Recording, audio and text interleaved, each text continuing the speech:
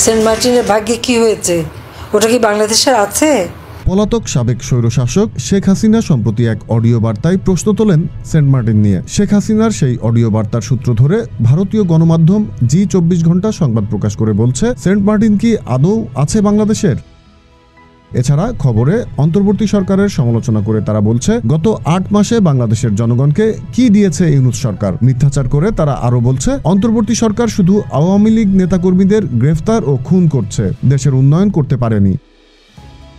বাস্তবতা হলো, প্রবাল ও জীববৈচিত্র্য রক্ষার জন্য একটি নির্দিষ্ট সময়ের জন্য সেন্ট মার্টিন দ্বীপে পর্যটক প্রবেশে নিষেধাজ্ঞা দিয়েছে সরকার। কিন্তু আওয়ামী ষড়যন্ত্রীরা বিভ্রান্তি ছড়িয়ে বলছে, সেন্ট মার্টিন অন্য দেশকে লিজ দিয়েছে সরকার, যা নির্জলা মিথ্যাচার। এছাড়া গত 15.5 বছরের অপশাসনে অনিয়ম দুর্নীতির অভিযোগে জড়িতদের বিরুদ্ধে ব্যবস্থা নিয়েছে অন্তর্বর্তী সরকার। কিন্তু আওয়ামী ফ্যাসিস্টরা এটিকে নিয়েও গুজব ছড়াচ্ছে। শুধু আওয়ামী লীগ নয়, যারাই অপকর্মের সাথে জড়িত সবার বিরুদ্ধেই ব্যবস্থা নেবে অন্তর্বর্তী সরকার।